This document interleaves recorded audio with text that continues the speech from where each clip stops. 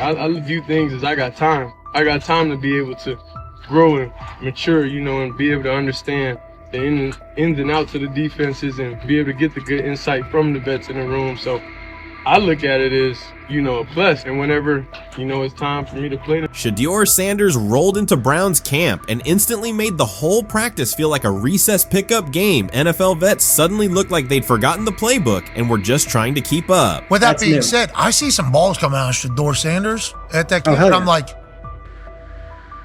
kind of looks like a guy. Yeah, I'm reading. He can sling it. Read the team. I see him, some of the veterans, how they talk to him, mic'd up, see what he's doing in the community. Yep. Talking about Njoku there? Njoku, Mike Nebb. Yeah, once you see, different little interactions and things like that, I know he has the talent. We'll see. It'll be a competition that usually brings the best out of guys, especially young guys. So I'm interested to see how that quarterback situation. Right after Shedeur Sanders tightened his cleats and the Browns settled in for what they figured was a routine camp day, the whole vibe tilted sideways. No blazing comet, no UFO touching down at midfield, just a swagger-charged quarterback striding in like he'd crashed the wrong league and thought, yeah, I'll stick around and run this show. The Browns had no clue what storm was rolling in. You'd expect an NFL team to do a quick scout, maybe pull up a highlight reel or two, but nope. They greeted Shedeur with a shrug, only to watch him seize the field on snap one and run the whole operation like a seasoned pro. First and foremost, he's been the best quarterback in camp. Now look, Joe Flacco ain't had many opportunities. There was a whole day I saw he didn't throw the ball at all. Here's my theory on the situation. They already know who's starting in the number 2 is. They already know. Joe Flacco and Shedeur Sanders is already locked up. You're missing the boat, people. You're missing the boat.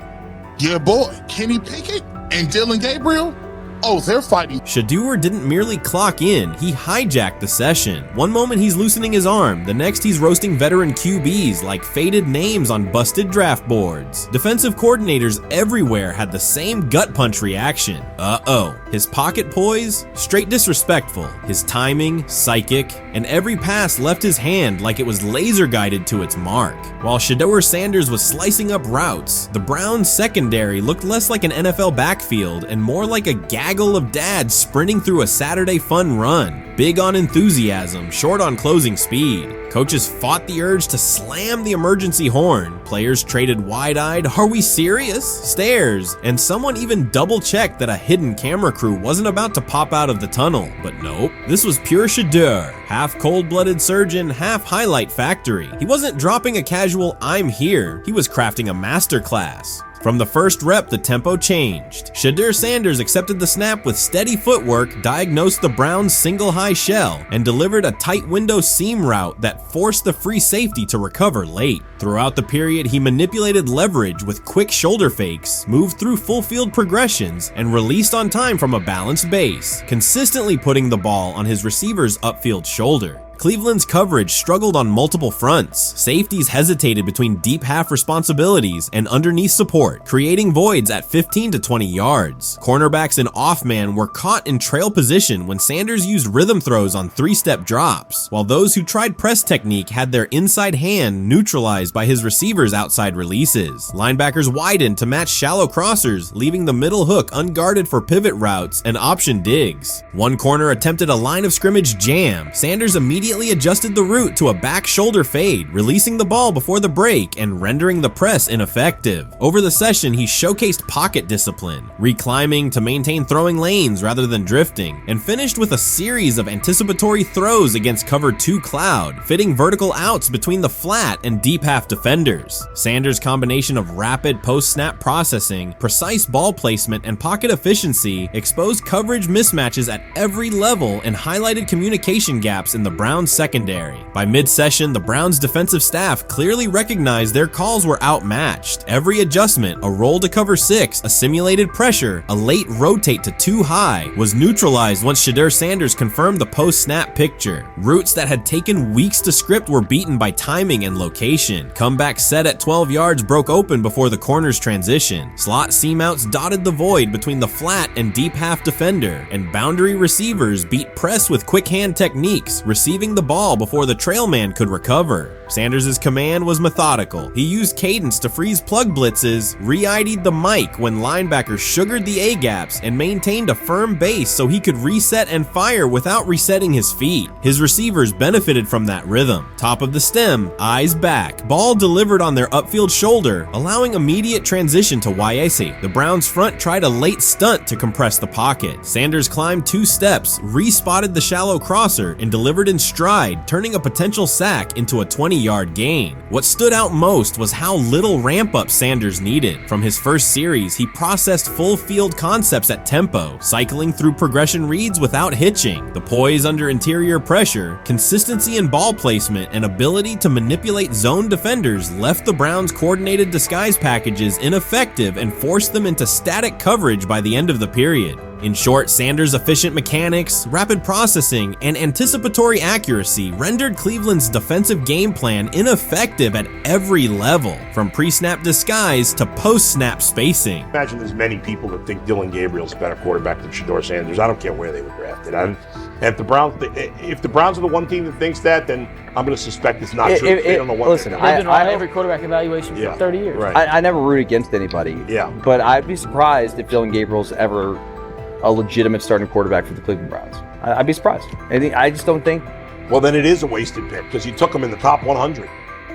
Yeah, but potentially. Yeah. May get away with it because of Shedeur. An edge rusher chirped at Shedeur Sanders between snaps, hoping to shake his rhythm. On the very next play, Sanders answered with a 30-yard laser, a deep dig from the boundary side that split the single high safety and the trailing corner. He hit the top of a 5-step drop, kept a firm base, and delivered on time to the receiver's outside shoulder, turning what should have been a routine rep into a sudden change explosive. From that moment on, every coverage wrinkle the Browns tried, rotating from cover 3 to quarter half, flashing a Tampa 2 shell, mugging both A-gaps, was met with a precise counter. When corners pressed, Sanders adjusted the route to a back shoulder fade. When safeties widened, he checked to a glance post. When linebackers bailed, he found the running back on a delayed option out of the backfield. Even late simulated pressures couldn't move him off his spot. He simply climbed, reset his feet, and fired. As Cleveland's defenders rotated through checks, Sanders manipulated them with cadence and eye discipline. He froze weak side safeties long enough to create intermediate windows, then feathered the ball into those lanes before help could arrive. When the Browns finally dropped 7 and matched every route, Sanders tucked the ball and converted 2 separate 3rd and 6 situations on the ground, reminding everyone that his mobility is as calculated as his arm. By the end of the session, the defensive coordinator's call sheet looked obsolete. Sanders had neutralized blitz looks, exposed spacing issues in zone, and forced the unit into static base coverage just to survive the period. It wasn't a camp drill anymore. It was a clinic on timing, processing speed, and controlled aggression, delivered snap after snap by a quarterback who never needed a warm-up lap to own the field. They never planned on taking him. The problem is,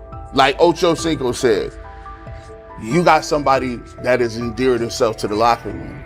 And guess what? The difference between him and Tim Tebow, the biggest one, is he can play. He can throw the ball. Tim Tebow running around being an H-back. He can throw the ball. And he's done everything he needs to do. He ain't saying nothing. He ain't rocking the boat. He ain't mad about the reps. He ain't mad about none of that. All the people out there want to see is this, like Tyler said earlier. We want to see what he can do with Jerry Jeudy. That's it. I want to see what he can do with David Njoku. I want to see him with Junkins. I want to see him with the first running backs. If you are cooking, if you are beating down the doors with the 3s and 4s, guess what? You deserve more. From the first team period on, Cleveland's secondary looked a step slow. A deep third safety hesitated on a post-snap rotation, leaving Shedeur Sanders free to climb the pocket and fire a 22-yard out that arrived before the defender could plant and drive. The supporting cast around him, players fighting for roster spots, not Pro Bowl invites, benefited from his command. Sanders used tempo to control the defensive front, altered protections at the line, and located throwing lanes so quickly that one receiver didn't register the catch until he crossed the goal line. Sometime last week, and then and I just tweeted that out again this morning, and then today the Joe Flacco one got posted. So running through this, and then of course we'll still have Dylan will be next, and then Shedeur will come last. As training camp nears, Mary Kay Cabot is providing straightforward analysis of the Cleveland Browns quarterback competition. The starter has not been named, but she has moved away from her earlier skepticism of Shedeur Sanders and now acknowledges his talent and potential. Cabot explained that if Joe Flacco is chosen to start week 1, it will mean he is the most prepared to play immediately. This approach would also give younger quarterbacks such as Kenny Pickett time to adjust, refine their skills, and maximize their potential while Flacco handles the early workload. She added that a Flacco start would not prevent Sanders from earning the position later in the season. The depth chart remains flexible, and Sanders' continued development could put him in line for an opportunity as circumstances evolve. Cabot also noted that Pickett could win the job for week 1, but he must demonstrate he can integrate smoothly with the offense and perform reliably under pressure. The Browns want a leader who can control the huddle, execute plays efficiently, and maintain composure. Pickett's performances in upcoming practices and preseason games will be critical in determining whether he secures the starting role or Sanders ultimately takes the reins as the season progresses. Things like that. It doesn't mean that that Kenny can't swoop in there and steal that job by them, but he's really going to have to show that he has a complete mastery of this scheme and this system, and that they don't have to dial it back a lot to put him in there. So these will be some considerations, and I do think that that as the preseason goes along, it will become evident.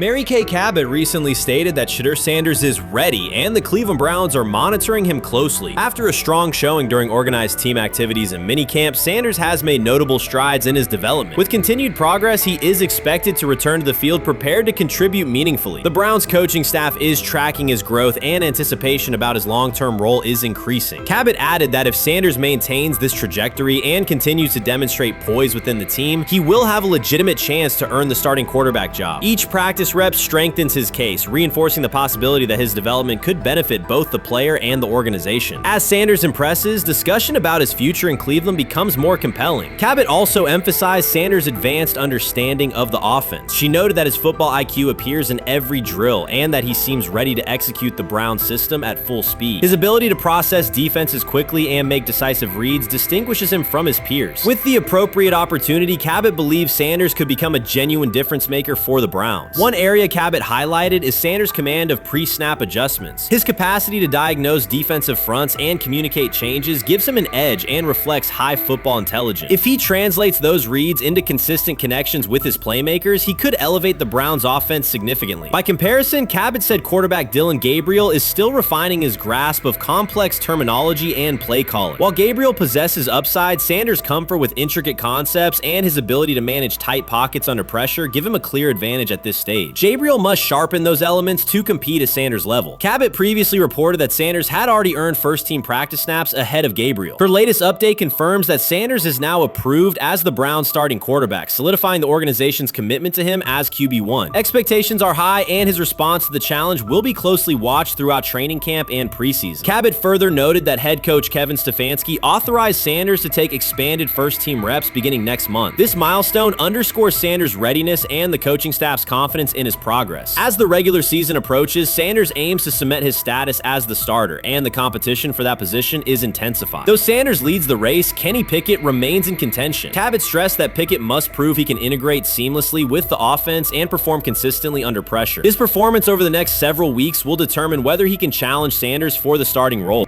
With both quarterbacks vying for the top spot, the Browns' Week 1 starter will be one of the most scrutinized decisions of the upcoming season. For now, Cabot's reporting underscores Sanders' rapid ascent, strong football intellect, and growing command of the offense, qualities that position him well to lead Cleveland's offense when the opportunity arrives. Shedeur Sanders doesn't ask for excuses. He hasn't blamed limited reps, patched together receiver groups, or fourth-string offensive linemen struggling against Cleveland's second-team defense. He shows up, works, and demonstrates why he belongs. On day 3 of Browns training camp, for the first time since OTAs, he finally received something close to a fair opportunity. He lined up with the second unit during an 11-on-11 period and made the most of it. In 8 plays, he did what he typically does when given a chance. He executed. He went 2 for 2 on a quick series, finishing with a decisive throw to tight end Blake Whiteheart that immediately caught the sideline's attention. There was no hesitation in his drop, no unsettled feet, and no panic. Just firm, accurate timing and clean operation. It raised an obvious question. What has taken so long for the Browns to evaluate him with a functional group?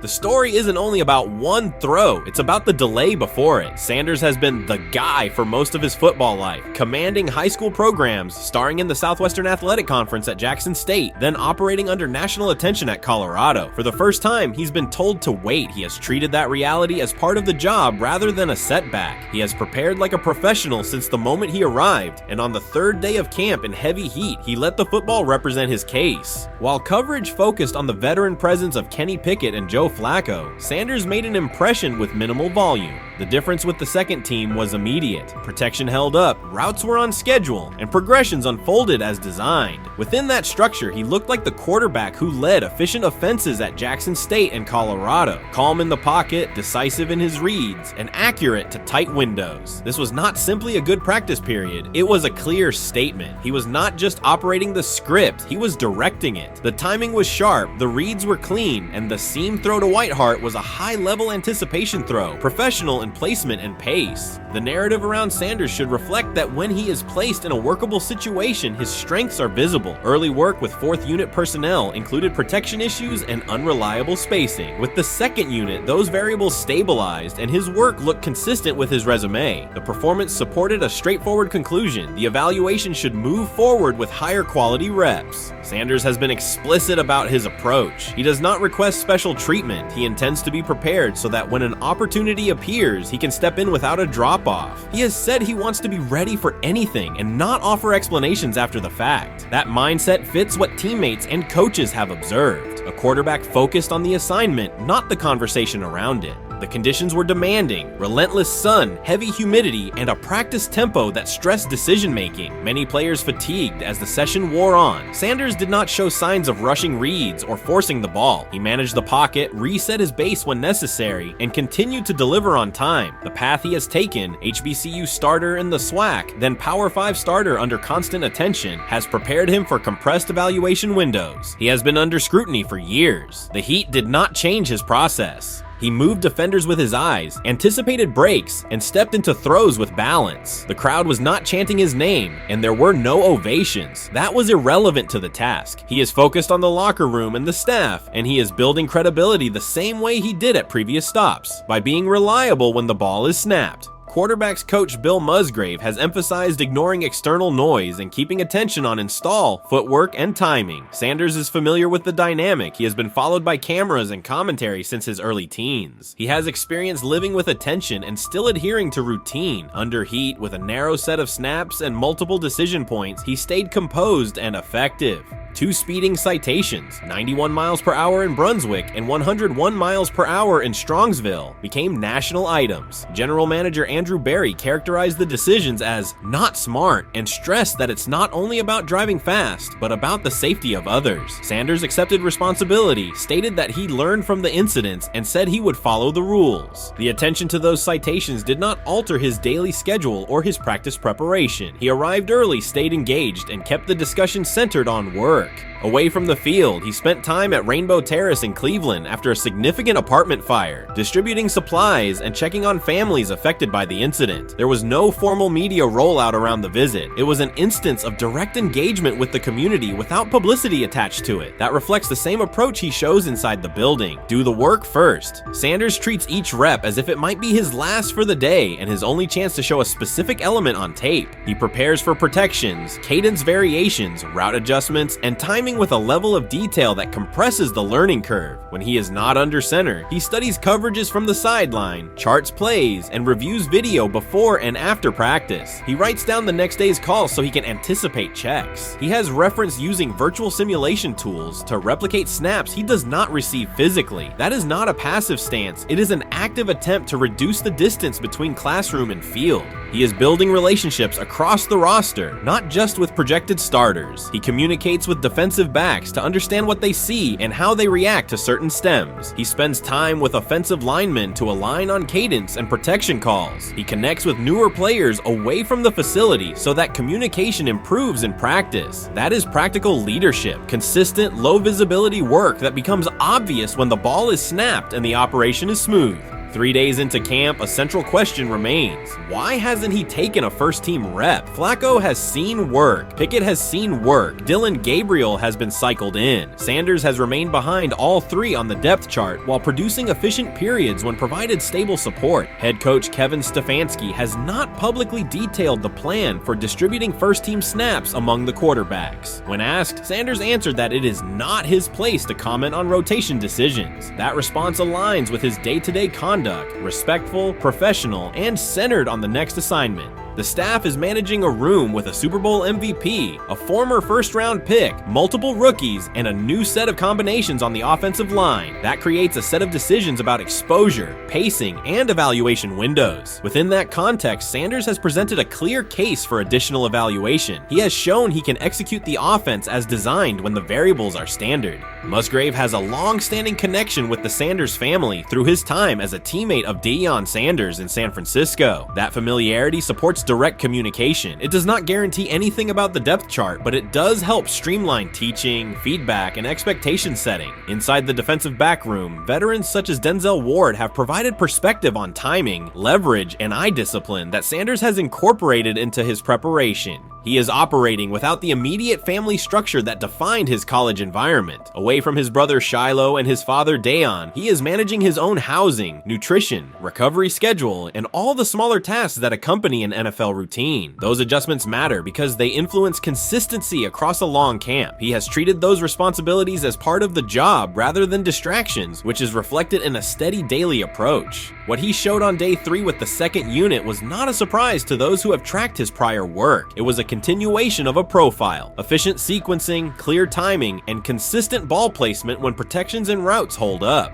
The 8-play period was short, but it was enough to reinforce the point. He doesn't need a large sample to demonstrate baseline operation. He needs a fair sample to test ceiling and adaptability. There is also the matter of perception. Public attention concentrated on the speeding tickets and the general manager's response. Less attention fell on the preparation, the efficient period with the second team, or the community engagement at Rainbow Terrace. That imbalance is common in training camp narratives. Sanders has handled it by keeping his answers simple and his focus on football. He has not tried to redirect the conversation. He has done his work and waited for additional reps. The objective next step is straightforward: expand the evaluation with higher unit personnel and standard opponents. That does not require a complete reshuffling of the depth chart. It requires allocating a defined sequence of first-team snaps so that timing with starting receivers and protections with starting linemen can be measured on tape. The staff can then compare operation speed, accuracy under pressure, red zone decision-making, and 2-minute mechanics against the other quarterbacks. That is the most direct way to clarify the competition. None of this dismisses the experience or track records of the veterans in the room. It emphasizes that the purpose of camp is to test assumptions with current performance. Sanders has provided enough evidence with the second unit to justify a broader look. He has shown that the pace of his feet matches the pace of his eyes, that he can hold safeties with his shoulders, and that he can drive intermediate throws without float. He has also shown discipline to take the clean completion rather than force the vertical shot when leverage dictates otherwise. Every day, he has addressed the controllable items: meetings, note-taking, install recall, cadence management, and post-practice review. He has not asked for public guarantees. He has asked for an opportunity to compete on comparable terms. The 8-play sequence with the second unit was a small but clear example of what he can do when those terms exist. The staff's communications have been measured. Stefanski has not laid out a schedule for first-team rotations publicly. Barry addressed the speeding incidents directly and emphasized standards for decision-making off the field. Sanders accepted the criticism, adjusted his behavior, and moved forward. Those are the relevant facts. What remains is a football evaluation that can only be completed by giving him snaps with the top group and measuring the results. If that evaluation occurs and he performs at the level he showed with the second unit, the conversation will shift from potential to placement. If it does not occur, the question will persist through camp. Why not test the full picture? Sanders has built a case based on preparation, poise, and execution. He has demonstrated leadership by building relationships across the roster. He has shown maturity in handling external issues directly and moving on. He has given the staff reasons on the field and in the building to continue the process.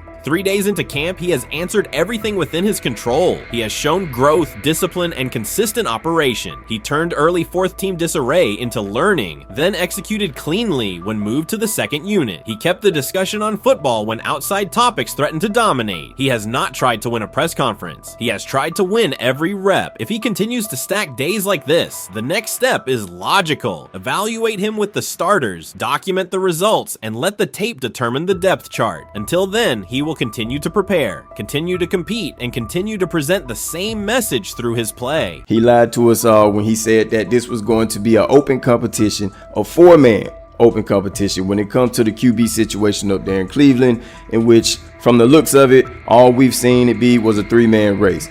The only people that has been getting reps in with the first team or with the veterans are Joe Flacco, Kenny Pickett, and Dylan Gabriel.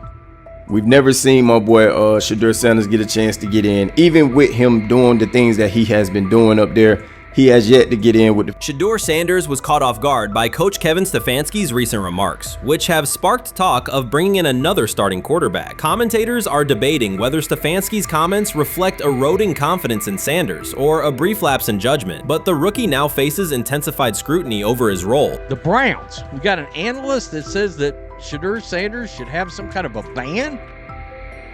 Banishment of some kind? Come again? Say what? For what? And we've got, this would be more troubling. If I'm a Browns fan, and this is where we're going to start, potential dissension in the ranks of the front office and the coach. And over what? Quarterback. When a program's headline quarterback suddenly becomes the subject of sideline murmurs and quiet searches for replacements, the situation is unmistakable. It's a breach of trust. Shedeur Sanders, the passer who put Colorado back in national conversations with his production and profile, has just received a clear message that his job security is in question. Coach Kevin, the assistant previously considered to be in Sanders' corner, made remarks that ignited speculation about changing quarterbacks. Fans, analysts, and even Deion Sanders are now reassessing the team's unity and its true plan for the position. The comment was no accident. It was a deliberate signal that the staff may soon elevate a backup. For perspective, Shedeur Sanders did not step into ideal conditions last season. He was sacked so often that Colorado could have dedicated a locker to every opposing edge rusher who reached him. Could I possibly go to bat for Kevin Stefanski as a great head coach? No, I couldn't. Could you go at bat against him, saying he's a horrible head coach? No, I can't. I think that's why we fall in the middle. I think that's why in a lot of these discussions, and that's why a lot of the rankings, you see him right now in that 15 to 20 range, somewhere in that middle pack of NFL head coaches. I've said earlier, Kevin Stefanski has already been given more head coaches than any coach I've ever seen in Cleveland. Starting with the decision to move on from Baker and him clearly still having another level to get to in Tampa. Last season, Shedeur Sanders often had to operate behind an offensive line that provided minimal protection, yet he still delivered precise throws and critical drives. At times, he seemed to be carrying a struggling roster almost on his own. Despite the constant pressure, he never complained, never threatened to transfer, and never acted entitled. He remained with Colorado because he trusted the program, trusted his father, and believed in the team's larger mission. That loyalty is why Coach Kevin Stefanski's recent statement that the quarterback competition is wide open struck so sharply. The remark implies that Sanders' starting role is insecure, as though the player who absorbed countless hits while holding the offense together is simply another name competing with walk-ons and first-year athletes who are still learning the cadence. This goes beyond ordinary coach language about fostering competition. It introduces genuine uncertainty about the staff's confidence in Sanders and invites speculation that Colorado is actively assessing outside options through the transfer portal. By characterizing the position as vacant, Stefanski has planted seeds of doubt that could quickly evolve into rumors and undermine the stability of the locker room. I'm sorry, but when it comes to quarterback, I'm going to defer to my head coach, generally speaking, especially one with Stefanski's track record and how he's viewed across the league. So this is interesting because it tells you Kevin Stefanski's not a Shedeur Sanders guy. And it also tells us who made these picks. Exactly. The Cleveland Browns made a rather awkward decision in the NFL draft, opting to take quarterback Dylan Gabriel in the third round well before he was expected to fly off the board. Then 2 rounds later, the Browns took fellow quarterback Shedeur Sanders. So what exactly is going on? Discussion has begun about whether Colorado is actively evaluating another quarterback and preparing for life after Shedeur Sanders. Analysts are debating whether Coach Kevin's move is calculated strategy or a misstep that jeopardizes team stability. Sanders remains a top NFL prospect, Deion Sanders' son, and the program's public face. His highlights dominate social media and his jerseys outsell the team's victories, yet he is once again being asked to reaffirm his position. The issue is more than routine roster management. It intersects with the family dynamics that shape the program. By portraying the quarterback job as open, Coach Kevin signals to both Shedeur and Deion that the staff is willing to move on despite Sanders' stature. For Shedeur, sitting through film sessions while hearing talk of potential replacements adds an unwelcome layer of uncertainty to an otherwise proven resume. The decision may reflect a desire for a quarterback with a different profile, perhaps someone more mobile and system-oriented, rather than a dismissal of Sanders' accomplishments. Urban Meyer's roster history underscores the absurdity. Meyer coached Aaron Hernandez, whose off-field crimes are well documented, along with other players entangled in assaults, academic misconduct, and more. Yet Feinbaum singled out Newton, a national champion, Heisman Trophy winner, and NFL MVP, as the worst. This selective condemnation is not new. When Deion Sanders recently suggested implementing an NIL salary cap to restore competitive balance, Feinbaum dismissed the proposal and called Sanders a hypocrite rather than engage with the substance. The pattern repeats. Feinbaum routinely targets Cam Newton, Deion Sanders, Jameis Winston, Lamar Jackson, outspoken black athletes and coaches, while extending grace to figures such as Nick Saban, Kirby Smart, Dabo Swinney, or Tim Tebow under similar circumstances. Newton is no longer content to remain silent while others distort his story. In response, he laid out an accurate chronology, highlighting facts the commentary networks rarely repeat. One long-standing myth is that Newton was expelled from the University of Florida. He was not. Tim Tebow held the starting job unchallenged, and Meyer had no intention of displacing his star. Like thousands of athletes each year, Newton transferred to find a place where he could play. The move was strategic, not disciplinary. He is with 3-2-2-5-3-17 to transfer to and Moorbeck. Meyer was. Critics habitually resurrect the 2008 laptop incident to tarnish Newton's entire career. Newton has acknowledged the mistake, but its relevance is overstated. The incident did not prompt his transfer, nor did it derail his trajectory. After leaving Florida, Newton enrolled at Blinn College, a Texas JUCO powerhouse, and led the Buccaneers to a national championship while posting dominant statistics. That performance earned him the opportunity to transfer to Auburn. At Auburn, Newton produced one of the most extraordinary single seasons in collegiate history. More than 4,000 yards of total offense, 50 combined touchdowns,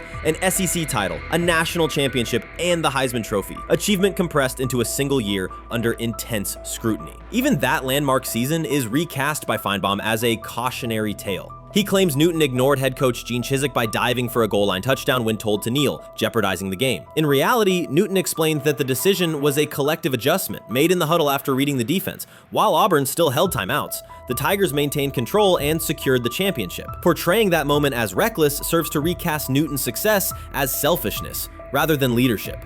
Feinbaum's approach to Sanders reflects the same dynamic. When Sanders urged a structured NIL ceiling to protect athletes and stabilize rosters, Feinbaum immediately labeled him hypocritical. Yet when Saban or Swinney voice identical concerns, Feinbaum frames them as thoughtful guardians of the sport. The inconsistency reveals that the determining factor is not the argument but the identity of the speaker. Unapologetic black leaders who control their narratives, challenge entrenched hierarchies, and Feinbaum's commentary often functions as a check on that influence. Newton countered Feinbaum's latest attack with a concise statement. "You're lying, Paul. Please stop." Behind those words lay a broader indictment of the media machinery that weaponizes half-truths. By calling Newton the worst player Meyer coached, Feinbaum was seeding doubt among fans, front office evaluators, and future historians. Newton, now an established media presence and entrepreneur, no longer depends on traditional outlets to correct the record. He reminded audiences of three essential truths. He departed Florida on his own terms, he led Auburn with support from coaches and teammates, and he captured every major accolade available in college and professional football without conforming to prescribed expectations. An unspoken rule lingers in American sports discourse. Black athletes may excel, but must do so quietly, gratefully, and without highlighting systemic inequities. Newton broke that expectation early by celebrating with unreserved joy, answering questions candidly, and refusing to minimize his personality. For some commentators, that confidence is reinterpreted as arrogance. Feinbaum's repeated attempts to undermine Newton follow a familiar script of policing behavior rather than analyzing performance. Yet, legacy rests not in a pundit's soundbite, but in tangible achievements and public memory.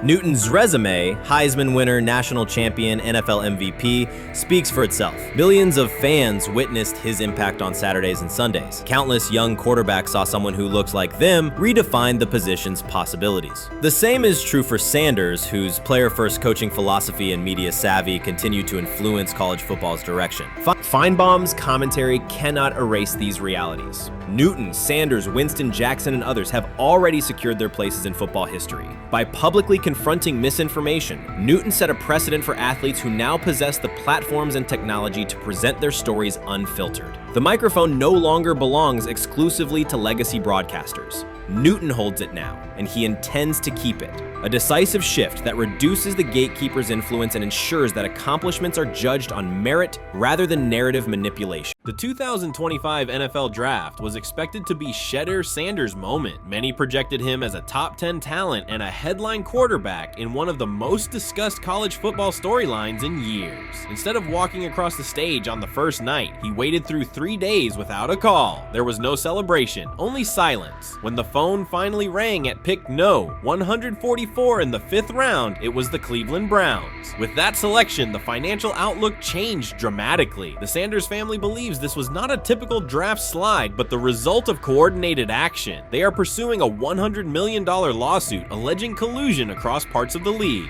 In the months before the draft, Sanders was consistently discussed among the top quarterbacks in the class. Television and digital analysts praised his poise, accuracy, leadership, and command. Scouts highlighted a 74.1% completion rate, record-setting stretches at Colorado, and his rise from an HBCU star to a national figure. Consensus expectations placed him in the first round or early second. Draft night unfolded differently. As picks accumulated, there was little indication that his name would be called. The atmosphere at his private gathering shifted from anticipation to doubt. When the Browns selected him late on day 3, projections for his first contract dropped from an estimated range in the mid-$30 million to approximately $4.6 million, with corresponding reductions in likely endorsements and long-term positioning. According to Deion Sanders and others close to the family, this was not about performance, injury, or conduct. They argue it was coordinated. Attorneys were contacted immediately. The allegation is straightforward. Sanders' value was suppressed intentionally. The family's position is that this was a calculated decision within parts of the league, not an isolated set of evaluations. The legal claims focus on communications that, if authenticated, could be significant. Internal emails, text messages, and owner-to-owner conversations. The family's representatives contend that these materials show a deliberate effort to avoid drafting Sanders in early rounds based on perceived image concerns rather than football merit. One message reportedly under review framed the decision in branding terms. Drafting Shedeur would mean inheriting the Prime brand. The complaint asserts that this view led some teams to discourage others from selecting him unless necessary, not for film-based reasons, but to avoid perceived attention and external pressure tied to his family's profile.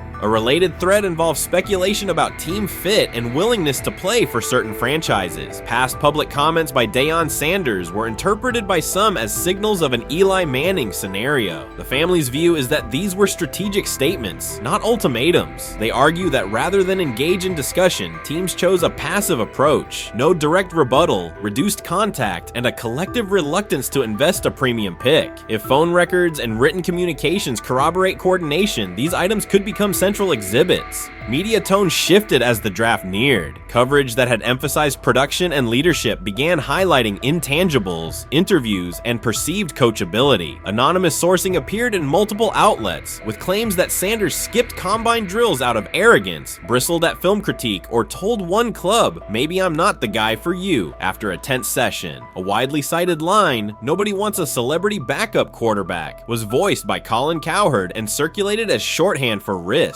The Sanders legal position is that these narratives did not arise organically, but reflected a coordinated leak pattern that undermined his market value. The family's contention is that this was primarily about control and compliance rather than football ability. They point out that Sanders did not fail a drug test, was not suspended, and did not produce poor athletic testing. His college resume included elite stretches and significant program elevation at 2 stops. The legal claim asserts that the league's power structure resisted a high-profile player aligned with a high-profile parent coach and an independent media presence. The allegation is that teams sought to avoid the perceived complexity that would come with selecting him early. The financial impact is a core component of the damages claim. Had Sanders been selected late first or early second round, projected 4-year compensation would likely have fallen between $30 to $35 million, with immediate access to higher tier endorsement opportunities and the brand leverage that accompanies a franchise quarterback designation. As a 5th round pick, the initial contract value is a fraction of that total, and associated off-field opportunities are typically narrower. The suit reportedly seeks not only lost salary, but also the broader economic value linked to draft position, sponsorships, licensing, and the visibility that accelerates an early career trajectory.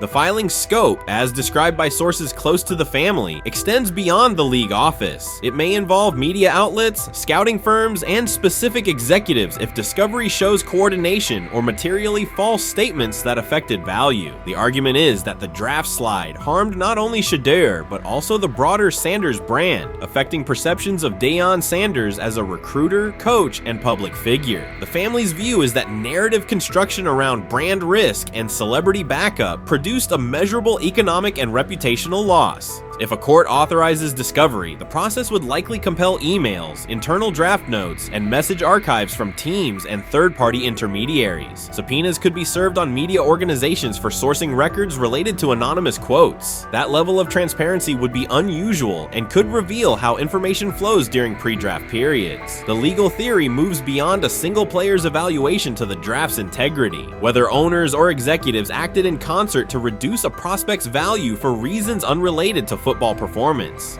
The league has not publicly addressed these specific allegations. Background comments from executives characterize the claims as overreach. The family's camp maintains they have documentation sufficient to proceed. The comparison points referenced by observers include Deflategate, Spygate, and the Colin Kaepernick grievance, not because the facts are the same, but because of the potential scope, policies, practices, and the balance of power between the league and individuals challenging its processes. Another dimension of the dispute involves how the NFL perceives Deion Sanders, Coach Prime, and the autonomy he promotes. He built a large media footprint around his programs at Jackson State and Colorado, elevated his players' profiles, and spoke openly about fit and leverage. The family contends that this visibility, combined with statements about preferred destinations, triggered resistance. The complaint frames the response as a preference for compliance and predictability over independent branding and public negotiation. The suit also addresses the pre-draft decisions that critics point to: skipping the Senior Bowl, declining full workouts at the NFL Scouting Combine, and candid interviews about team fits. The family characterizes these as strategic choices commonly made by top prospects, not evidence of entitlement. Their view is that similar decisions by other players did not produce the same narrative because those players fit more comfortably within league expectations. The risk calculus is clear. Bringing a suit of this magnitude invites professional consequences. The family acknowledges that some within the league may react negatively. Their position is that the principle at stake, transparent and fair valuation, warrants the risk. The message they intend to send is that manufactured narratives and coordinated devaluation should face scrutiny, particularly when they affect earnings, opportunity, and reputation. If the case advances, several outcomes are possible. The court could find insufficient evidence of coordination, limiting the scope to individual judgments protected as opinion. It could also find enough to proceed to broader discovery, which would have implications beyond one player, including potential changes to how teams document evaluations and how media handle anonymous sourcing close to the draft. Agents might push for reforms, including clearer guardrails around leaks and standardized prospect communication records. For now, Sanders is working within the Browns structure. He has avoided public escalation beyond confirming focus on preparation and development. The lawsuit is a separate track managed by counsel. This dual approach, professional routine on the field and legal action off it, reflects the family's strategy. They intend to contest the process they believe harmed him while meeting club expectations day to day.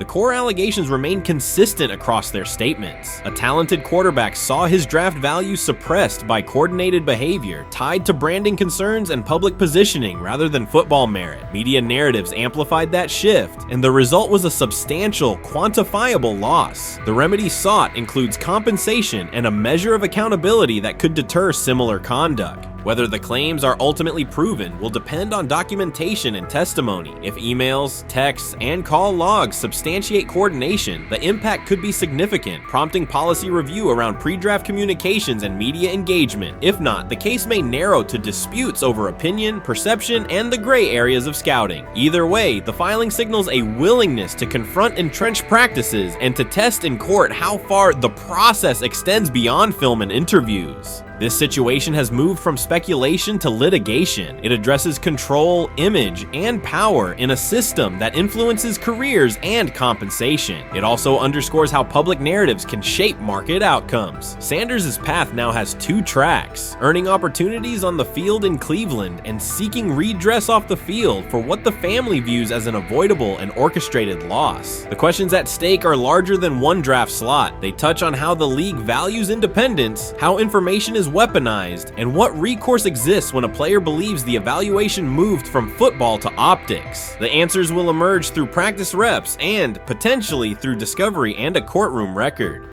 Honestly, guys notice it more when you're out winning games, right? If Cleveland starts off in a bad start, they're not doing well, and all of a sudden Shedeur or Dillon Gabriel are doing well in 7-on-7, they're throwing dimes, and practice drills, the number one defense can't stop them.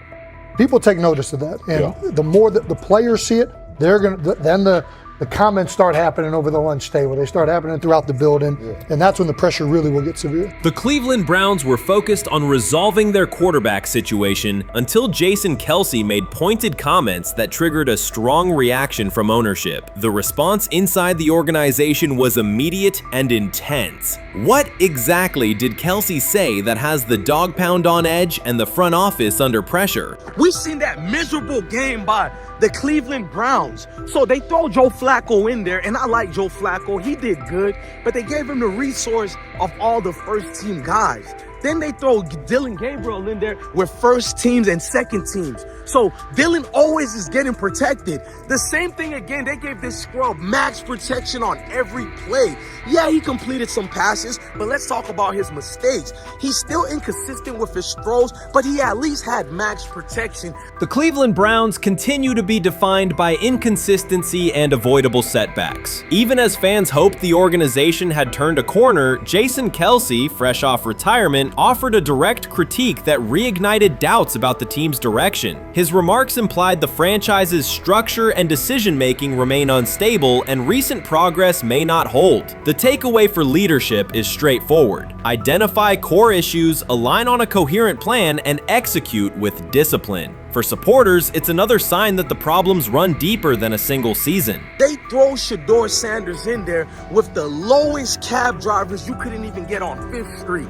And I'm pissed off, bro, because the play calling was abysmal. Look, even if you don't like Shedeur didn't even get a chance to be trash.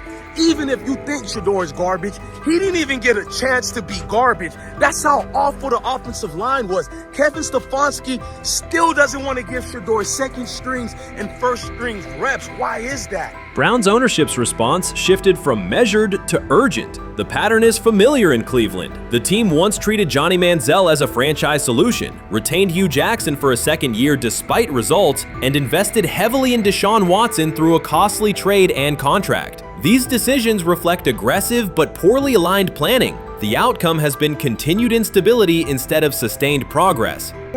That this was the guy that they wanted to start. He's seasoned, he's experienced, he still has a big-time arm, even at his age, and they open with the Cincinnati Bengals. They wanted that experienced guy. He was always going to be the guy. They were not going to start Dillon Gabriel or Shedeur Sanders in week 1. Kenny Pickett had a hamstring injury. It makes it easy to go with Joe Flacco. And the question isn't and wasn't going to be who's the starter in Cleveland.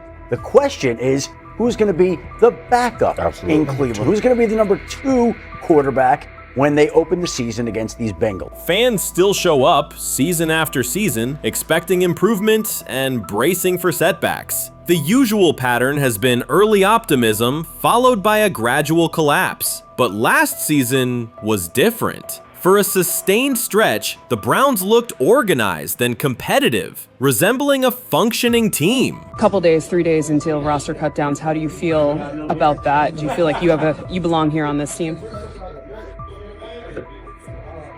Obviously, I think overall as a player, I feel like I put in the work. I feel like everything I do, I try to do it to my best, and that's all I ask for. So I feel like everybody feels like, they should be on the team, and if you ask anybody on the team, would they feel like they belong, in their own eyes. So I feel like I do, but I'm my own player, I think about myself in a high regard. The front office entered the offseason confident. Kevin Stefanski was being praised, and the Dog Pound believed the team had made real progress. Then Jason Kelce delivered a pointed assessment that cut through the optimism. Fresh into retirement, the former Eagles All-Pro and Super Bowl champion said Cleveland still looks like a team patching over issues rather than building a durable contender. Kelce's view was direct. The Browns' structure is fragile, and the roster is too dependent on perfect health at quarterback. He argued the team is one injury away from losing continuity and sliding backward. Because Kelce has operated inside a stable, championship-level organization, his comments carried weight with players, media, and fans. The reaction was immediate. People took his critique seriously, not as outside noise, but as an informed evaluation of how a successful team should be built. Ownership also felt the impact. Jimmy Haslam's response shifted to urgency, a sign that leadership recognizes the stakes. The criticism arrives in the context of prior high-risk decisions, especially the fully guaranteed $230 million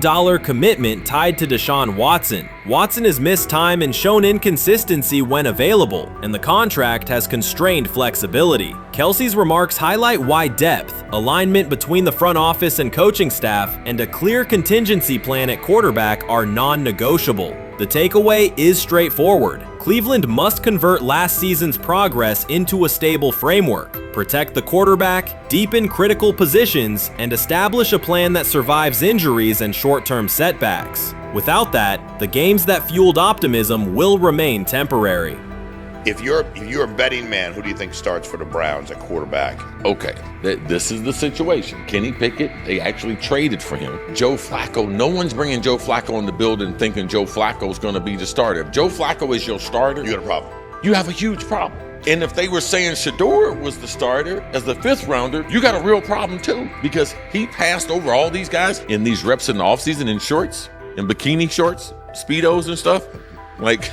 No. That kind of stuff. So I'm not that surprised. When you put down a 3rd round pick on a quarterback, you do believe he has a certain skill set. Jason Kelce stated the obvious. Cleveland committed to a quarterback who hasn't played at an elite level in years, and Joe Flacco's playoff run didn't change the long-term outlook. Ownership appeared more upset that the criticism was public than by the substance of the critique. Many fans agreed. They've seen this pattern before. Rosters age, injuries are inevitable, and when a single contract dominates the cap, one setback at quarterback can undermine the entire season. Kelce's broader point was about structure. The Browns prioritized the high-cost, uncertain starter over depth and contingency. The late-season surge masked issues that remain: limited cap flexibility, thin depth at key positions, and an offense that lacks a credible plan B.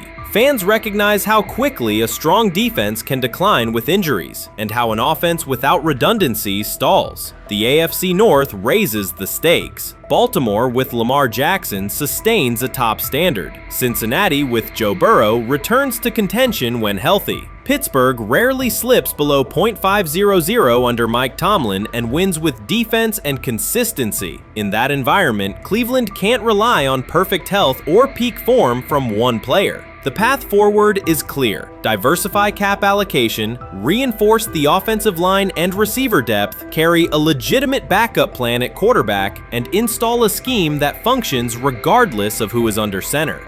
Given what we saw yesterday with Shedeur Sanders, somebody on the Cleveland Browns is 100% getting fired, probably by the end of this year. The person who's probably going to end up getting fired is Kevin Stefanski, because I know that he didn't want Shedeur Sanders on the team. It was Andrew Berry who made that pick. you can't really go against your GM. Bad things happen in this situation. But Shedeur Sanders is not without fault for what we saw yesterday. This is the play that we saw yesterday that has the internet just exploding, where Shedeur Sanders took like a 24-yard sack. Half of the internet is saying that this is all Kevin Stefanski's fault. Cleveland showed progress last season, but the underlying concerns remain. Jason Kelce highlighted them directly. The Browns' long-term plan is fragile, cap-constrained, and overly dependent on perfect health at quarterback. His comments focused attention on structural issues, roster depth, continuity in coaching, and a sustainable offensive approach, rather than a single hot streak. That criticism resonated because it reflected what many around the league already see. Ownership's reaction underscored the sensitivity. Jimmy Haslam has presided over frequent coaching and quarterback changes, and external scrutiny carries weight when it comes from a respected veteran with championship experience. Kelce's remarks reinforce that last year's Joe Flacco stretch was a short-term solution, not a foundation. The team still needs a durable plan that can withstand injuries and inconsistency. The practical takeaway is clear: stabilize the system, diversify cap usage, and build depth at key positions so the offense functions regardless of who is under center. That includes a coherent development pathway for younger talent such as Shedeur Sanders, with defined practice reps, protection, and scheme alignment. Kelce didn't say anything outrageous. He articulated the gap between a brief surge and a credible long-term contender. I have the faith of a mustard seed. Right, because this is the greatest resurrection since Jesus the Christ. Right, like at some point, Joe Flacco was thinking about getting into TV. Yeah. Right, Joe Flacco didn't have a job, and then now you not only come back and start for the Cleveland Browns late in the 2023 season, but they came back around to you. You're now the day one starter for a franchise that just 2 years ago was in the playoffs. The Browns' quarterback situation remains unsettled. Deshaun Watson was expected to be the long-term answer, but injuries and inconsistent play have prevented him from reaching an elite level. When the team turned to Joe Flacco after Watson's season deteriorated, Flacco immediately lifted the offense and produced results that highlighted the gap between expectations and reality. That a 39-year-old late addition could outperform a $230 million starter was not just a short-term surprise, it raised fundamental questions about roster construction and evaluation. Quarterback depth has been fragile, and the late season surge masked broader structural problems. Jason Kelce's remarks made that clear. Cleveland is vulnerable if the starter is unavailable, cap flexibility is limited, and the offensive plan lacks a stable contingency. His critique drew attention to leadership and planning as much as on-field performance. Jimmy Haslam's strong reaction reflects the pressure on ownership. The organization has promoted a message of stability and progress, but Kelce's assessment suggested those gains are not yet durable. The path forward requires a realistic approach to the cap, a credible backup plan at quarterback, and a system that holds up regardless of personnel. While much of the NFL community attended the ESPYs in Los Angeles, Shedeur Sanders spent the day in Cleveland with families recovering from a residential explosion. He did not seek cameras or a red carpet appearance. He chose to be present in a neighborhood working through loss. Weeks earlier, an explosion at the Rainbow Terrace Apartments in the Garden Valley neighborhood displaced more than 100 residents. Local officials reported that 42 families were left without housing. A father suffered burns over most of his body and remained in a coma. His 2 young children were hospitalized in critical condition. The damage extended beyond structures. Families lost possessions, stability, and routine. Cleveland City Council member Richard A. Starr described the moment as a family fighting for its future. Outside of local reporting, national attention was limited. Sanders decided to go to the site, meet residents, and help organize a day focused on relief and connection. The decision drew questions almost immediately. Some asked why he was not at the ESPYs, others questioned his motives. Sanders did not respond with counter-arguments. He explained simply that he felt an obligation to be present and that he would act on that conviction. This was not a team-scheduled appearance. He promoted the gathering himself, arrived without ceremony, and spent the day with residents. His approach emphasized listening, participation, and time. The event, which he called the Garden Valley Fun Fest, brought a large turnout over several hours. The purpose was straightforward: create space for families to reconnect and for children to play, even as recovery work continued. Sanders threw passes with kids on the blacktop, joined in games, and spoke with parents and grandparents about what they were facing next. He moved through the apartment complex and common areas with minimal staff support. Browns defensive lineman Michael Hall Jr. attended and interacted with residents as well. There were no speeches or staged moments. The focus remained on residents and their needs. Questions about visibility persisted as photos and short clips circulated online. Some criticism framed the visit as a substitute for a higher profile appearance in Los Angeles. Sanders kept to the same message. The priority was to support a neighborhood coping with displacement and uncertainty. He did not present the choice as a protest of any event. He presented it as the correct use of his day. When local media asked about his intent, Sanders said his goal was to provide families with a day of enjoyment and a reminder of community. He added that financial support can help, but that showing up in person also matters. Standing with people, listening to them directly, and offering time. The statement matched the structure of the day. He stayed on site, remained accessible, and left the focus on residents rather than on himself. The timeline mattered to him as training camp approached. Sanders did not connect the visit to his role on the depth chart or his draft position. He kept references to football confined to preparation, learning the playbook, protections, cadence, and timing, seeking guidance from veterans, including Joe Flacco, and staying ready for opportunities when they come. He has repeated that he has time to grow and intends to use it to learn the system and earn trust. The visit did not alter those priorities. He returned to his regular schedule the next day. Since arriving in Cleveland, Sanders has treated community work as part of his responsibilities. Before his jersey went on sale, he visited schools, including John Marshall High School, speaking with students about goals, accountability, and effort. He set public objectives confidently, such as long-term aspirations for the franchise, but paired them with routine work in the building, meetings in stall, film, and on-field reps. The day at Rainbow Terrace fit that pattern. Identify a need, show up, contribute, and avoid unnecessary attention. For residents, the FunFest provided a brief reprieve from ongoing challenges: housing transitions, school logistics, medical appointments, and the paperwork that follows an emergency. For teammates and staff who observed, it was an example of a rookie investing time locally without seeking a headline. For Sanders, it reinforced how he plans to operate in Cleveland: be consistent, be present, and let actions speak. The setting at Rainbow Terrace underscored the scale of recovery ahead. Families described the first weeks after the explosion: nights in temporary housing, efforts to replace clothing and essentials, coordination with agencies and community groups. Sanders moved from group to group, speaking with parents about their immediate needs, greeting elders who came to watch the activities, and encouraging kids who wanted to throw a football, run races, or take a photo. He kept the schedule flexible so residents could arrive and leave as they were able. Community partners and volunteers handled tables for supplies, simple games, and refreshments. There were no sponsor banners or organizational pitches. Residents organized as they usually do, checking on neighbors, guiding children, and sharing updates. Sanders' role was clear: participate, make time, and listen. The presence of a recognizable player brought energy, but the purpose remained practical: create a normal afternoon in a place that had not felt normal since the blast. Online reaction covered the full range of opinion. Some posts praised the decision and the event's tone. Others questioned why a rookie would skip a high visibility awards show.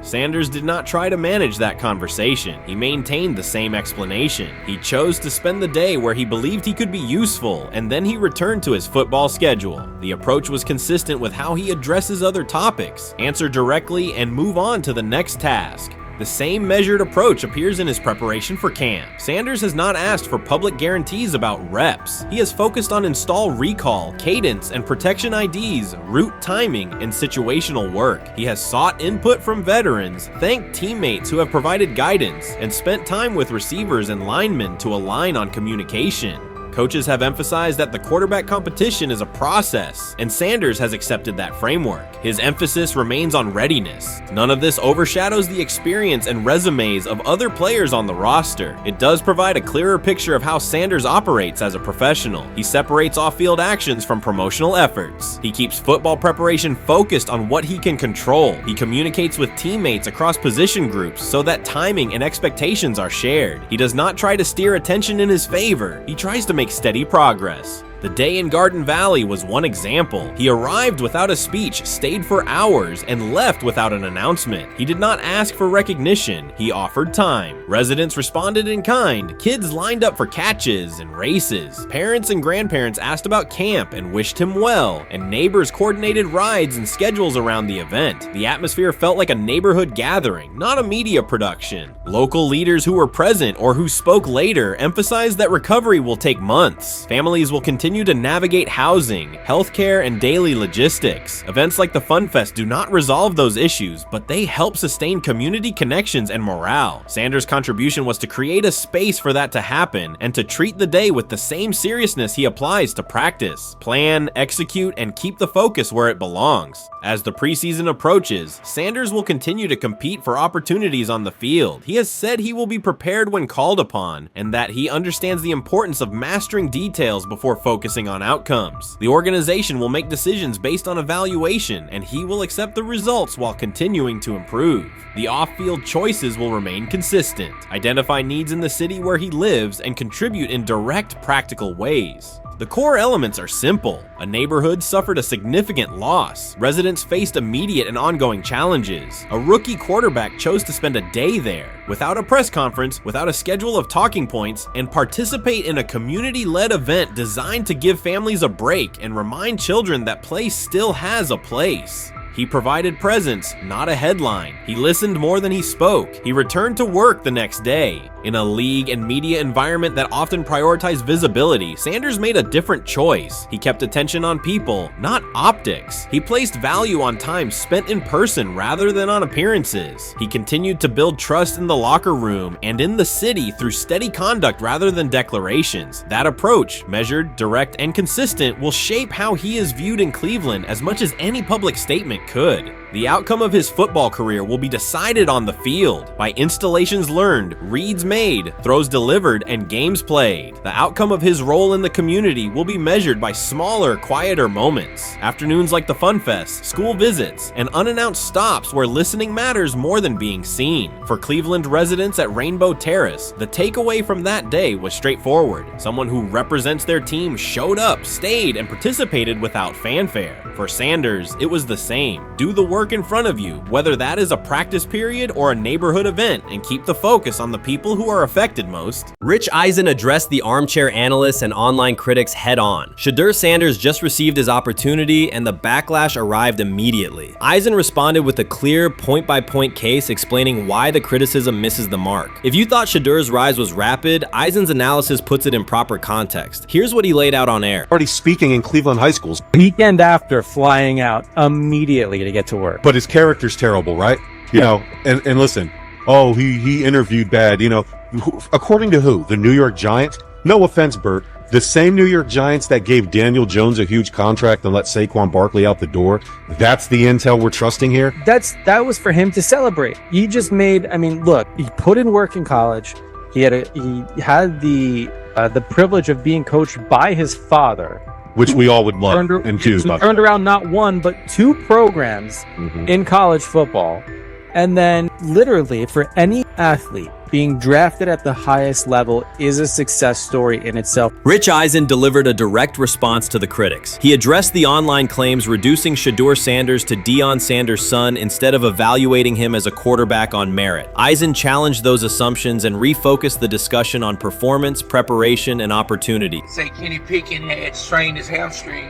Shedeur, they say his first day in pass, 9 for 9, 2 touchdowns, no interceptions. Really was just hating on this young guy. Within minutes, Rich Eisen delivered a structured breakdown, addressing each claim with evidence and dismantling weak narratives through clear analysis. He replaced speculation with data and kept the focus on what matters: decision-making, accuracy, leadership, preparation, and game management. The reality is simple. Shedeur Sanders was not given this opportunity. He earned it through performance and consistency against real competition. He accepted the role, met the standard, and handled the moment with professionalism and urgency. No shortcuts, no favors, just results and readiness. Eisen's point was direct. Evaluate Shedeur on his work, not assumptions, and acknowledge that he has justified the opportunity on the field. I've done it at 2 locations already, so it's simple. So that's why when people say I'm not, you know, one of the top quarterbacks or the top quarterback, because what are y'all going based off of? because I did it year after year, then you see the progression.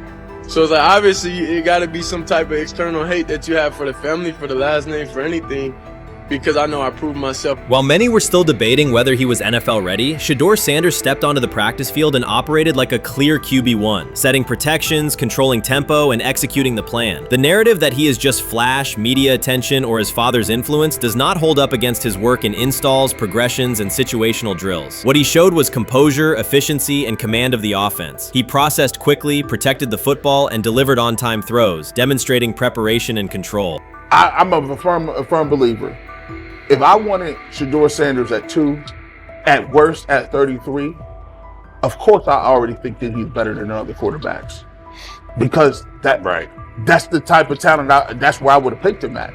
And if he was at 2 or 33, and he still had the same exact skill set, we would be talking about him starting and playing. Right. Well, there'd only be 3 quarterbacks. It'd be 3 quarterbacks, not 4. Yeah. But since he moved to the 5th round, that's cool. They might have to go along with it. But to me, I think if you ask who got the best tools, I'm going with Shedeur Sanders. From the first day of camp, he was not there to get by. He arrived to lead. There was no hesitation in installs, no lapses in fundamentals, just precise timing, clean footwork, and consistent velocity to every level of the field. He managed protections, controlled cadence, and delivered in situational work, showing command rather than learning on the fly. The approach was efficient and disciplined, with attention to detail and progressions and ball placement that reflected preparation, not improvisation. At the same time, Rich Eisen addressed the narrative directly and backed it with evidence.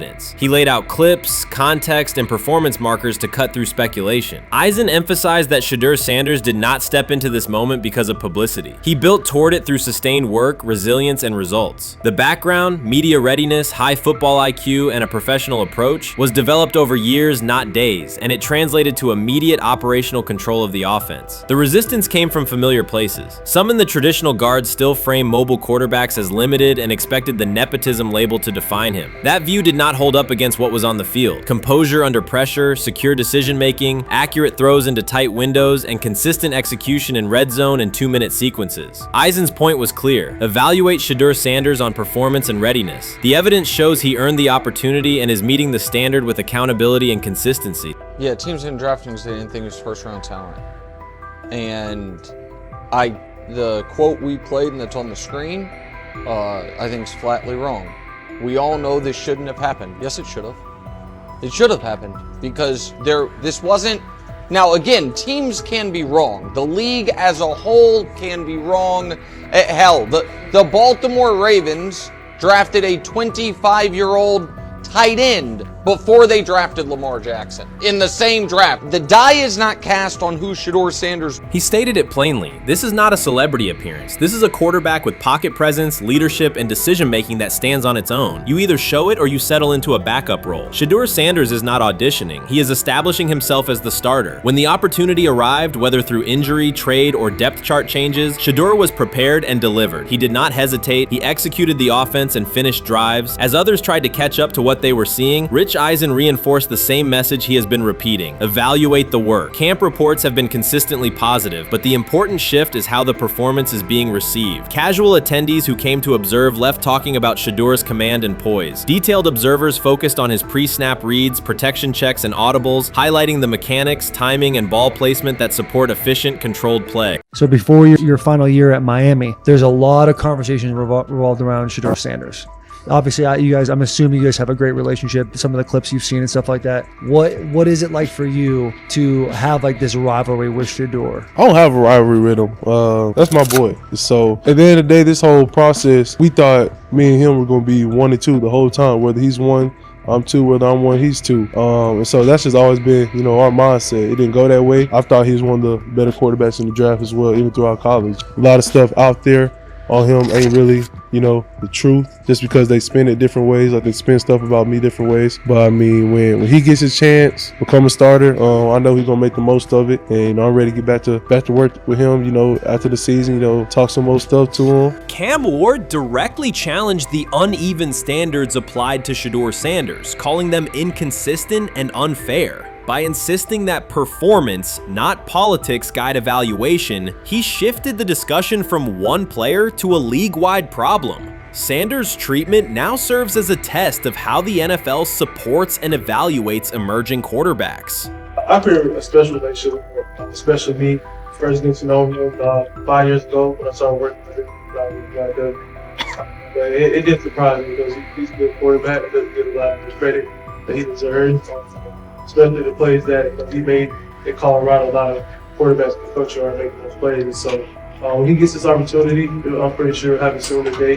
That we'll make sure he'll make plays on the field. Cam Ward's public challenge to the treatment of Shedeur Sanders brought the issue into clear view. For months, discussion around Sanders has centered on his profile, major compensation, a prominent Nike deal, and the expectation to stabilize a struggling franchise. Rather than a standard evaluation of a top prospect, he has faced sustained skepticism from analysts, fans, and league voices. Ward's comments underscored that the standards being applied to Sanders diverge from those used with other rookies. By stating it directly, he did more than support another quarterback. He identified a broader problem in how the league responds to young players with significant visibility. The takeaway is direct. Assessments should reflect on-field performance and development, not external narratives. Generational talent.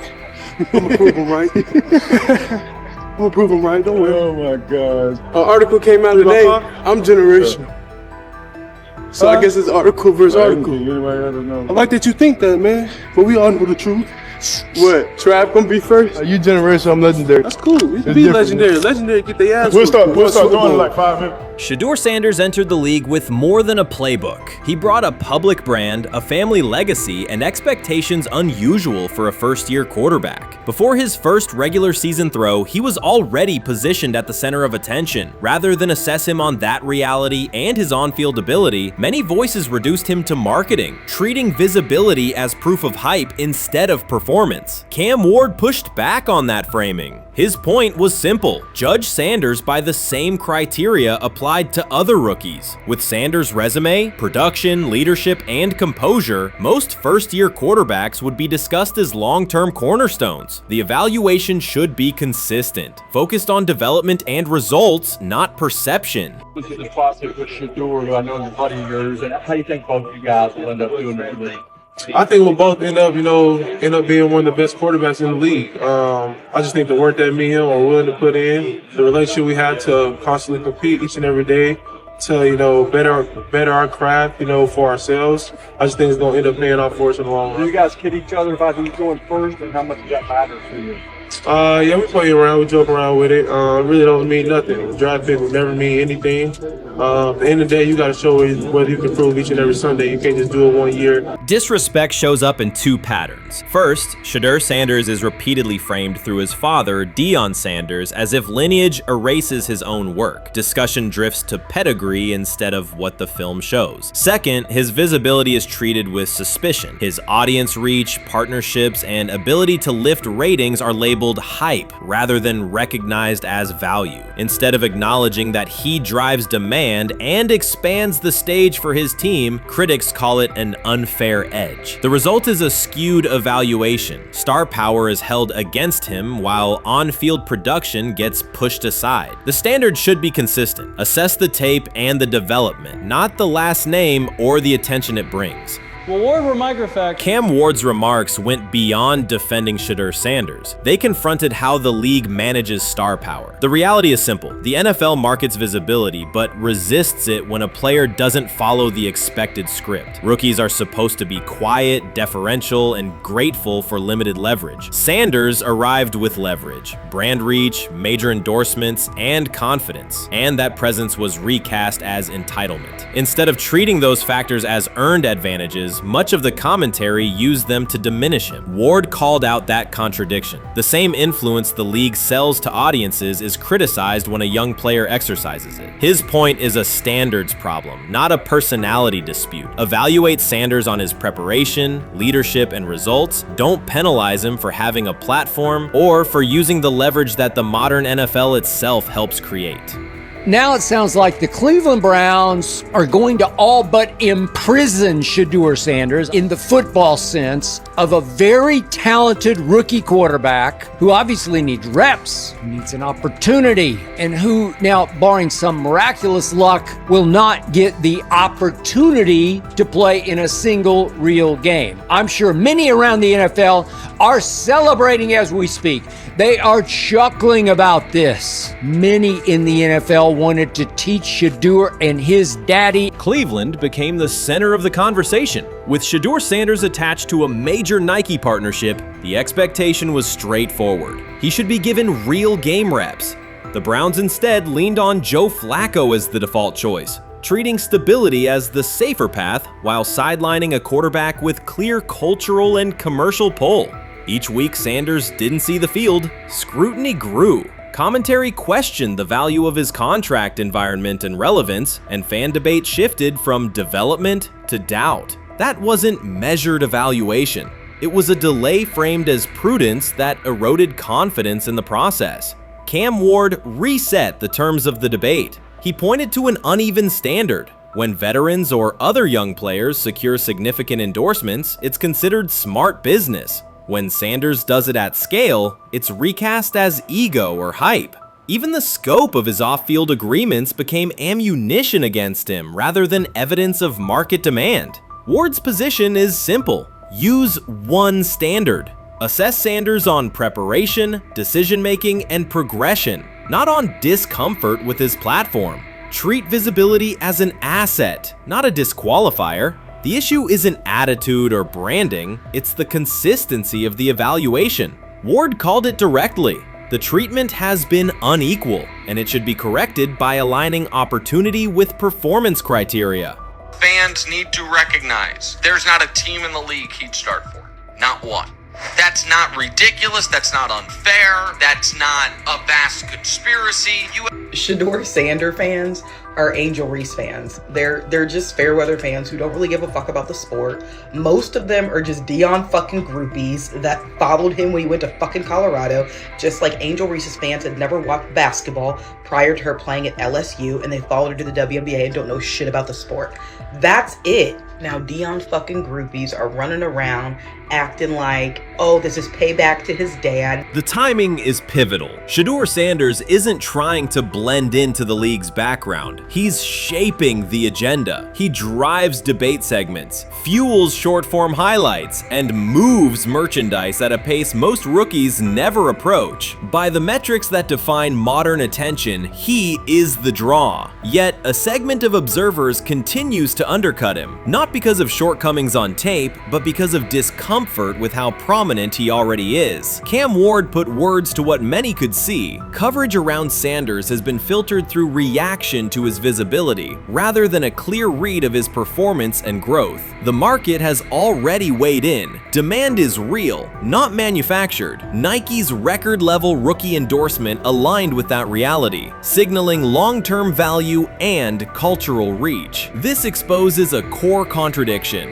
The NFL depends on star power to sell tickets, fill stadiums, and boost ratings, but it resists stars who set terms on their own. Visibility is celebrated until a player exercises it. The fix is straightforward. Apply one standard. Evaluate Sanders on preparation, decision-making, and results, and treat his platform as the asset it is. If the league benefits from his presence, its evaluation practices should reflect that same reality, consistently and without penalty for scale. Shedeur Sanders does not depend on league promotion. He established his platform before the NFL and continues to expand it on his own terms. That autonomy challenges the status quo. Cam Ward's support was more than a defense of a teammate. It was a warning that if the league holds to outdated expectations, it risks falling behind the very players who drive audience attention and revenue. Claims that Sanders lacks real popularity ignore measurable facts. A large, active following, consistent merchandise, merchandise demand, and sustained coverage across major outlets. Doubts about his standing as a quarterback overlook his college production and growth indicators. The pattern is familiar. Efforts to minimize him increase his reach. Each skeptical headline widens the spotlight, and each dismissive take creates more engagement. You cannot reduce a player built for visibility by arguing he should be less visible. The practical outcome is the opposite. Scrutiny becomes signal. Sanders is not merely enduring criticism, he is turning it into momentum, converting attention into leverage on and off the field. You can't fire the owner because he can't fire himself.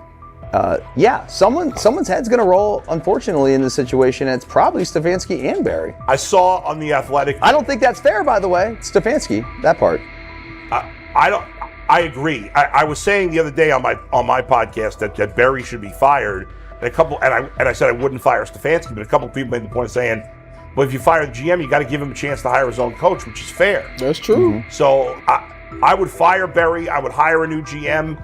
If that GM thinks Kevin Stefanski's a good coach, wants to stick with him. The situation in Cleveland has escalated with the NFL. Sources indicate GM Andrew Barry is prepared to move on from head coach Kevin Stefanski if he refuses to elevate Shedeur Sanders. The Browns are weighing a major quarterback change. Leadership appears to be aligning behind Sanders and pushing for immediate action. This is a high-stakes decision about control and the team's direction. I think it's unfair for me to comment in I guess, maybe on behalf of the industry. All I can say is this, the time that we spent with Shedeur, and what he's done throughout his college career is impressive. He's an impressive young man. He's a really good quarterback. Sometimes, fit comes into play. And I'd also say this, there are 4 more rounds of the draft. And then maybe lastly, it's less about where you get picked and what you do after you get picked. That's really the most important thing.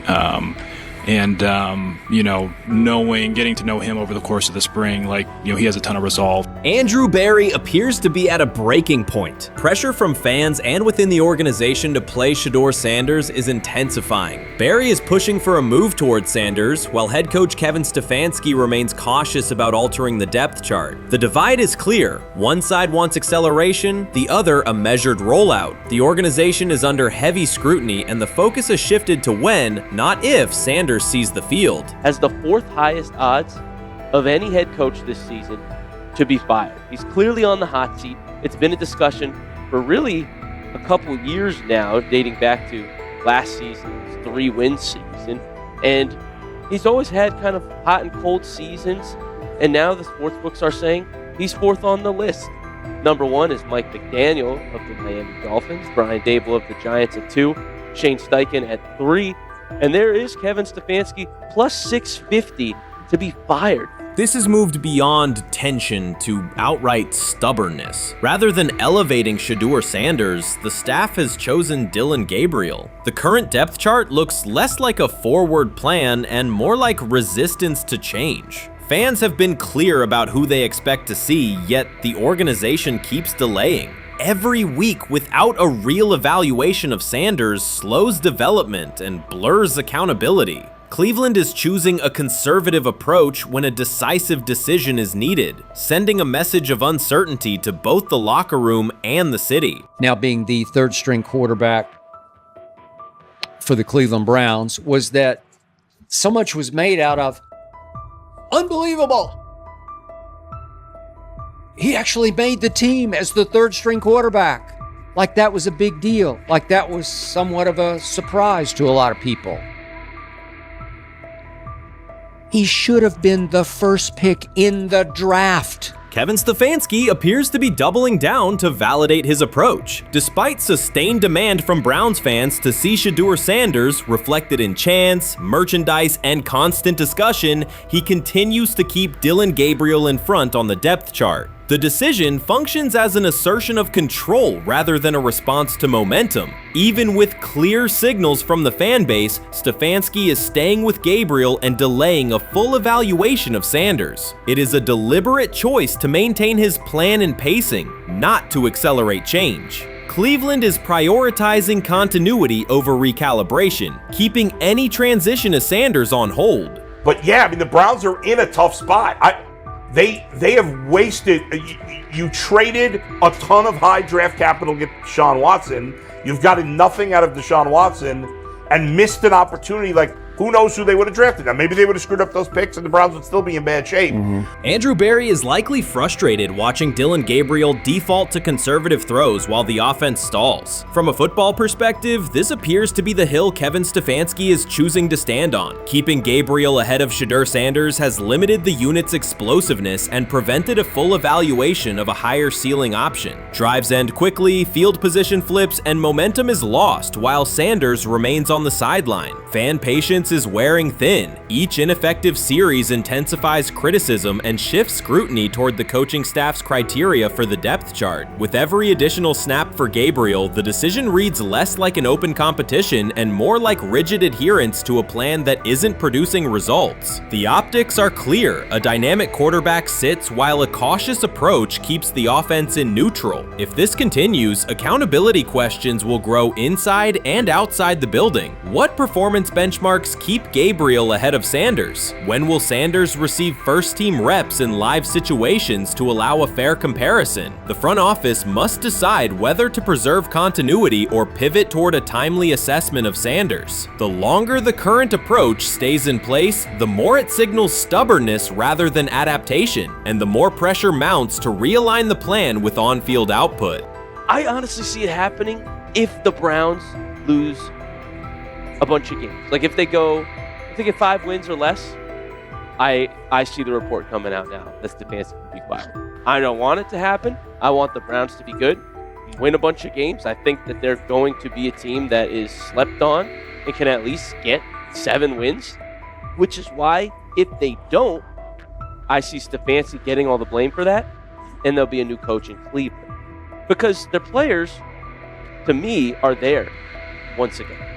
We've talked about the incredible rookie class. The approach in Cleveland lacks consistency. One week, Andrew Berry signals he wants Shedeur Sanders on the field. The next, Dillon Gabriel gets the reps and the plan stays conservative. Through it all, Kevin Stefanski shows limited urgency despite pressure on his job security. Fans are asking for an offense that can push the ball, change field position, and produce points. Instead, the unit leans on short throws and cautious sequencing. Gabriel's play keeps the ceiling low and momentum static, while a full evaluation of Sanders is postponed. The result is growing frustration and a clear disconnect between the front office, coaching staff, and expectations in the stadium. The NFL tried to teach him and his father a lesson. You don't act like that. You don't talk like that before a draft. We'll show you how our game is played. We will watch you plummet all the way. I think he would have gone undrafted except for that owner in Cleveland. And he is the key to everything because he is something of an against-the-grain maverick owner. He's kind of a wannabe Jerry. Fan speculation is growing. Some believe Kevin Stefanski lacks confidence in Shedeur Sanders. Others think he's prioritizing Dillon Gabriel for reasons unrelated to performance. A more extreme view claims Stefanski is manipulating outcomes to secure a buyout. Whatever the motive, the risk is clear. This approach is straining his relationship with GM Andrew Berry and alienating the fan base. Pressure is rising, Berry's patience is running out, and supporters have shifted from requests to demands. If the current plan continues, calls for a change in quarterback and accountability will intensify.